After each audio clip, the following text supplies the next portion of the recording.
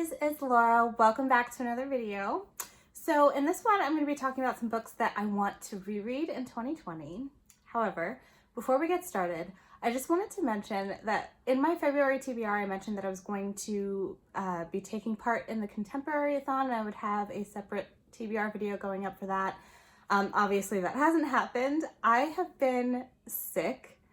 I'm still not feeling 100%. You might be able to hear it in my voice. My son got sick, my daughter's sick now, so everyone's sick and everything's a mess. And I just have so much going on this month already. I am moving across the country in 2 weeks. Yes, I currently live in California. I'm gonna be moving to Florida, which I'm super excited about because I'll be closer to my family. I'll be closer to Disney World.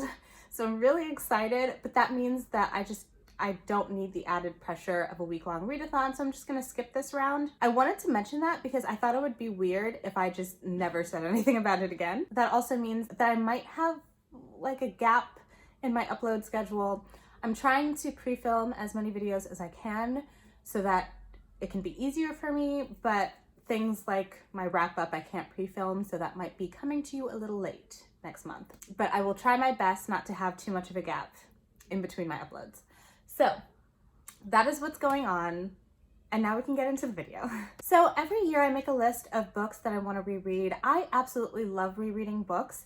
I love going back and revisiting my favorite stories. The thing is, I feel so guilty doing it. While I enjoy the process of rereading, during my rereads or after my rereads, I think about the time that I invested in a story that I already know when I have so many stories on my shelves that I haven't read yet, or there's new releases that I'm so excited about that I haven't read yet, and instead I'm rereading books, and which is stupid because I mean, if I'm enjoying my time rereading a book, that's all that matters. So I just need to kind of like change my mindset. But that being said, every year I make a list of books I want to reread. It's usually an extensive list, and I usually don't get to any of them. So I'm hoping that this year will be a little bit different, and I will allow myself the pleasure of rereading books more. So let's get started with this list. First, I have a trilogy on my list, and I've talked about it before in my 2020 goals video. I actually made it one of my goals to reread this series. So this is something that is definitely going to happen this year. That is The Hunger Games by Suzanne Collins. So I just realized while putting together this video that I haven't reread The Hunger Games ever. And I read it right when it came out, which was 2008. So it's been 12 years since I've read this book, and I keep thinking of The Hunger Games as one of my favorite series. But can I really say that when I have never reread it and it's been so long since the first time? I don't know if I'm gonna enjoy it as much anymore, but I feel like I still will. And now that Suzanne Collins is revisiting this world with the Ballad of Snakes Songbirds? She's coming out with a new novel in the Hunger Games series, and which is, I guess, going to be like a prequel to the Hunger Games. I'm dying to read that book, but of course I need to reread the Hunger Games first. So this is the first set of books on my reread list, and I'm super excited to get to those. Next on my list is The Darkest Part of the Forest. This is by Holly Black. This is the first Holly Black book that I've ever read. I think I read this back in 2017 or 2018. It was probably 2017, but this is the first sort of Fae-centered story that I think I ever read. I have always been really interested in the Fae as creatures. Finding this book, I feel like, was sort of this turning point in my reading journey, and I remember really, really loving this, but I don't remember any of the details. I don't remember what this is about. I think it sort of takes place in the same world as the Cruel Prince series, and we're following a girl and a boy, Hazel and Ben. They're twins, and they live in Fairfold, and it is this town where the human and the Fae exist side by side. And there has been this fairy boy in this glass coffin in the woods, and Hazel and Ben both are like very enamored with him. But then one day, mysteriously, he wakes up and he's out of the coffin. And I think the story kind of takes off from there. So I'm really excited to reread this one because I have such fond memories of it, and I'm hoping that I'm really going to enjoy it the second time around. So next up on my list is another trilogy that has been added on to now. It was originally a trilogy. Now there's like a fourth and fifth book out in the series. And This is another series that I read a few years ago and have really fond memories of, but don't remember too much about, and that is Miss Peregrine's Home for Peculiar Children by Ransom Riggs. So I feel like this had a lot of hype around it when it came out. I read this in 2017, I think, as well. Or maybe it was before that. It might have been before I was even on Goodreads. But I read this entire trilogy, absolutely loved it. And now that there are new books out in the series, I feel like I need to reread these first before I can give those a chance. But I just thought this was so interesting because this was like the first book I read that introduced this whole creepy photograph thing.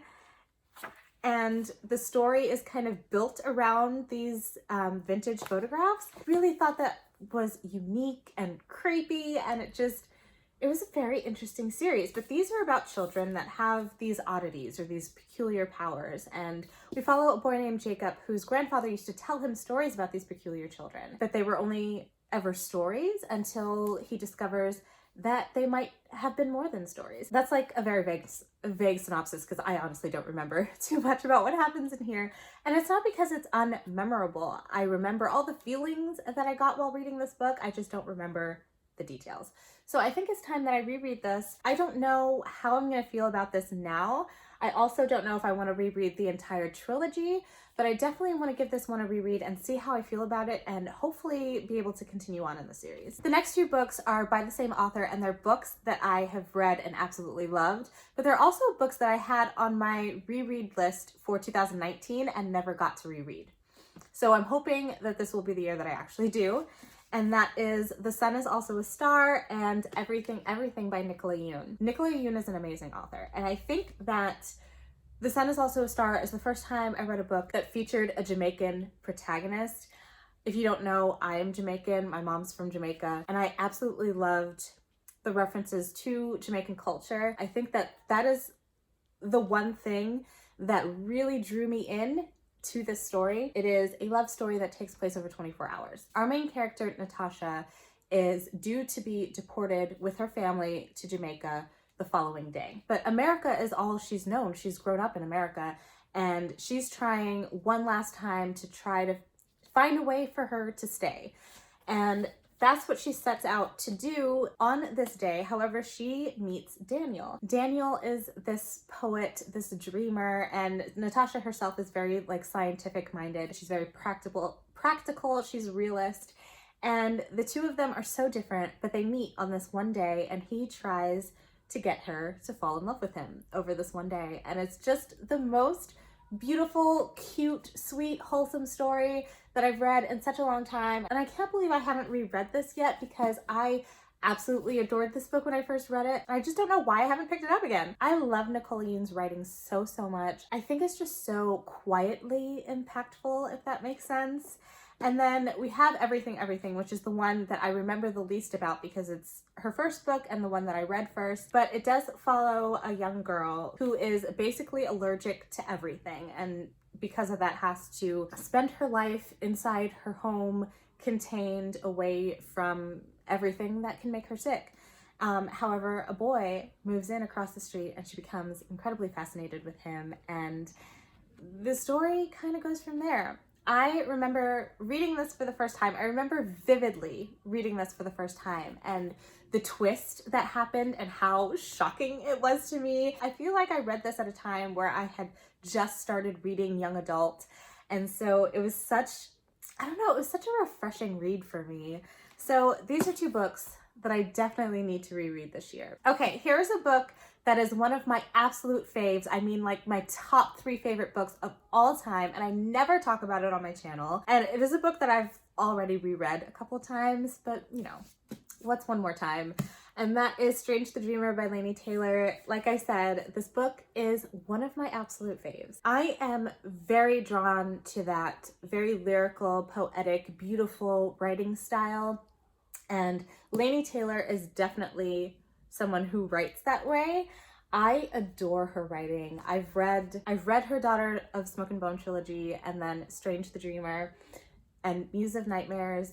This is a book about Laszlo Strange. Laszlo is a librarian, and he has always dreamt of the lost city of Wheat, which is this somewhat mystical city that people don't even believe actually ever existed, but Laszlo knows that it does, and he is determined to find out more about it. And one day he gets the opportunity to do so, and this book just goes on a completely wild ride from there. The thing about Laini Taylor's books is that they're so incredibly hard to describe because they start out as one thing and then halfway through it's a completely different story. I love the structure of this novel. I love Laszlo Strange as a character. Laszlo Strange is one of my favorite characters of all time. I think that he is just so good and kind and sweet and wholesome. He's a librarian. He loves to read. He loves books. He's just so relatable as a character and just so amazing. And like I've said, I have reread this a couple times, but because this is one of my favorite books, it's a book that I love to reread as many times as I possibly can. And I didn't reread this one last year. I did reread it in 2018, but I feel like I need to reread it again.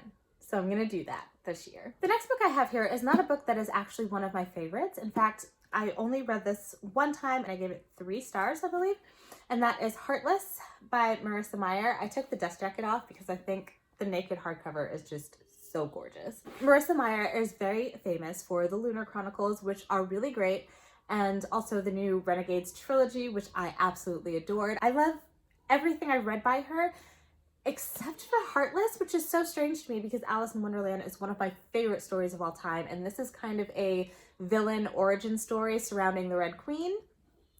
When I first read this, I listened to it on audiobook, and while the audiobook was okay, the narrator's voice kind of irritated me.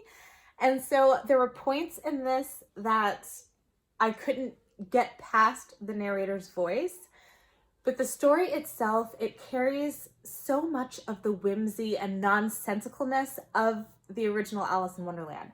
And that is something I absolutely love in my Alice in Wonderland retellings. So I think the reason why I didn't enjoy this as much as I thought I would was because I listened to it as an audiobook. But I want to give this a reread and read it physically with my eyes so that I can see whether or not I could really get more enjoyment out of it, because I think I definitely will if I reread it physically. And that is why this is on the list. This is one that I'm not actually sure I'm gonna be able to reread this year, but I'm thinking about it, and that is A Darker Shade of Magic by V.E. Schwab. So this is the first book in the Shades of Magic trilogy by V.E. Schwab. This follows Kel, who is an Antari, which means he has this special type of blood magic, which allows him to travel between the parallel worlds. So in this world, there are 4 parallel Londons. There's Grey London, which is basically like our world. It has 0 magic. Then there's Red London, which is abundant in magic. There is White London, which is slowly being eaten away by magic. And then there's Black London, which we don't talk about because it's like magic has completely consumed it. I love this series so much. This series introduced me to my favorite character of all time, which is Lila Bard. I still have not come across another character that I love more than Lila Bard. And I'm missing her. I want to spend more time with her. And I know that V.E. Schwab is going to be continuing on in this world with the Threads of Power series. I don't know when that's coming out. Is the first book coming out this year? Because if it is, then this is the perfect year to reread these books. If it's not, then I might save this reread for closer to the time when those books come out so that I can have everything fresh in my mind. But I've really been feeling like I need some Lila Bard in my life, so I might end up rereading these this year. We'll see. And then the very last book that I have on my list is Night of Cake and Puppet. This is by Laini Taylor. So this is a little companion to the Daughter of Smoke and Bone trilogy. So if you've read Daughter of Smoke and Bone, our main character in there is Karoo. Karoo has a best friend named Zuzana. And Zuzana has a crush on this guy named Mick, which we hear about in the Daughter of Smoke and Bone trilogy. This gives us insight on like their first date, and the lengths that Zuzana goes to get this guy is just so romantic. This was so romantic. This was hilarious. And it was just so much fun. And it just made me extremely happy. Like, I had a smile on my face the entire time I was reading this book. And the first time I read this book, I listened to the audiobook, which I highly recommend. The audiobook is amazing. And there's 2 different voice actors, one for Susanna, one for Mick. Absolutely perfect. So I definitely highly recommend the audiobook.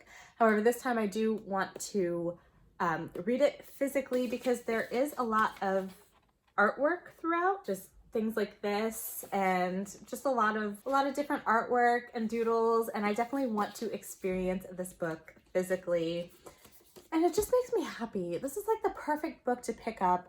Oh my goodness, I should read this on Valentine's Day. That would be so much fun. Honestly, Susanna and Mick are probably one of my favorite couples of all time. I adore them. And now that I'm thinking about it, I think that I'm just gonna like take a break from my TBR on Valentine's Day and just read this book. This is a book that will definitely give you all the feels, and I highly recommend it. I definitely say, read Daughter of Smoke and Bone first. So those are all the books that I want to read or reread this year. Let me know down in the comments if you've read any of these books and what you thought of them. Let me know if you want to read any of these books with me.